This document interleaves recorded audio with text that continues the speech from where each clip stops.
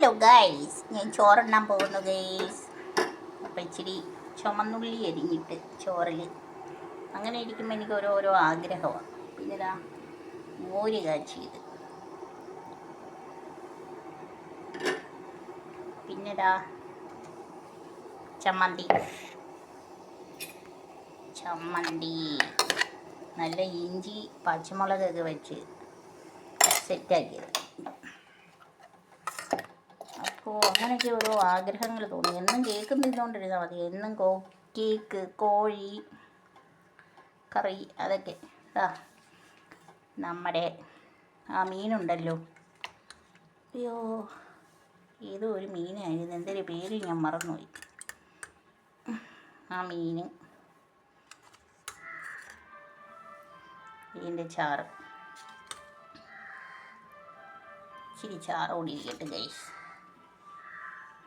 ഇത്രയാണ് എൻ്റെ മീൻകറി, മോര് കാച്ചിയത്, ചമ്മന്തി എല്ലാം വാരി എടുത്തു. ഇഞ്ചി, ഇത് നമ്മുടെ നെല്ലിക്ക വച്ച ചമ്മന്തിയായിരുന്നു. പിന്നെ ഇത് മീൻ, പിന്നെ നമുക്ക് പപ്പടം അച്ചാറൊക്കെ ഉണ്ട്. എടുക്കട്ട് ഗൈസ്, നെല്ലിക്ക അച്ചാറൊക്കെ. ഗൈസ് ഒരു പപ്പടം ഇരിക്കട്ട് ഗൈസ് കൂട്ടിന്. എനിക്ക് അത്രയ്ക്ക് ഇഷ്ടമല്ല പപ്പടം. ഇത് ഇരിക്കട്ടെ, ഒടിച്ച് വെച്ച് പപ്പടം വറുത്തിങ്ങനെ വെച്ചേക്കുന്നത്. കടുക് ഇട്ടിട്ട് പൊട്ടിക്കും വെളിച്ചെണ്ണയിൽ, എന്നിട്ടാണ് പപ്പടം പൊട്ടിക്കുന്നത്, പപ്പടം പൊരിക്കുന്നത്. 2 പപ്പടം ഡാഡിക്ക് കൂടെ കിട്ടും. ഡാഡിക്ക് 2 പോരാ, 3 പപ്പടം വേണം. ഇരിക്കട്ടെ, ഡാഡിക്ക് കൂടെ അങ്ങ് എടുത്ത് വെച്ചാൽ പിന്നെ ജോലി ഒതുങ്ങും. സ്പെഷ്യൽ അച്ചാർ നിങ്ങളൊക്കെ ഉണ്ടാക്കുന്ന നെല്ലിക്ക അച്ചാർ ഉണ്ടാക്കുന്നത് ഇങ്ങനെയാണ്.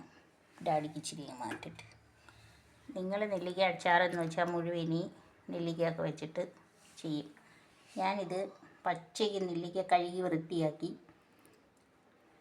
അരയ്ക്കും. മിക്സിയിലിട്ട് അരച്ചിട്ട് കടുകൊക്കെ പൊട്ടിച്ച് സാധാരണ അച്ചാറുണ്ടാക്കുന്ന പോലെ ഉണ്ടാക്കും. ഇത് ഭയങ്കര ടേസ്റ്റാണ്. ചവയ്ക്കണ്ട. പല്ലൊക്കെ പോയിരിക്കുന്ന വയസ്സായ അമ്മയും അച്ഛനെയൊക്കെ ഉണ്ടെങ്കിൽ ഇങ്ങനെ അരച്ചങ്ങെടുത്താൽ മതി, ഒരു കുഴപ്പമില്ല. ബാക്കി ഇൻഗ്രീഡിയൻസ് ചേർത്ത് നമ്മൾ അച്ചാറുണ്ടാക്കുന്ന പോലെ ഉണ്ടാക്കിയാൽ മതി. അപ്പോൾ ഇതെല്ലാം ആയി ഗൈസ്. ഇതെല്ലാം ഇങ്ങനെ നിരന്നിരിക്കുകയാണ് ഗൈസ്, വെള്ളം സഹിതം. അങ്ങനെ നമ്മുടെ പ്രഭാത ഭക്ഷണം കഴിഞ്ഞിട്ട് ഉച്ചഭക്ഷണമായി കഴിക്കുകയാണ് ഗൈസ്. കൊള്ളാമോ ഗൈസ് എൻ്റെ ഇന്നത്തെ ഭക്ഷണം? എനിക്ക് സംസാരിക്കാൻ വയ്യ. എൻ്റെ രാവിലെ അല്ല, കുറച്ച് നേരം കൊണ്ട് എൻ്റെ ഇടത്തെ കൈ ഇങ്ങനെ കഴിക്കുന്നു. ഇടതുവശത്തെ ഇവിടെ ഇങ്ങനെ കോച്ചി പിടിച്ചാണ്. ഇവിടെ സ്ട്രോക്ക് വരാനാണോ എന്നറിയത്തില്ല. സ്ട്രോക്ക് വരുന്ന ഒരു ഹെറിഡിറ്ററി ഉള്ളതാണ്. അതാണ്, പേടിയൊന്നുമില്ല. സ്ട്രോക്ക് വന്നിട്ട് ചിലവർ മരിച്ചു പോകും, പക്ഷേ ചിലവരങ്ങ് കിടക്കും. അതാണ് സങ്കടം. കിടന്നു കഴിഞ്ഞാൽ നമ്മളെ വീടും കൂടുമൊക്കെ വിൽക്കേണ്ടി വരും കേസ്. അപ്പോൾ എല്ലാവർക്കും ആയുരാരോഗ്യ സൗഖ്യം നേരുന്നു.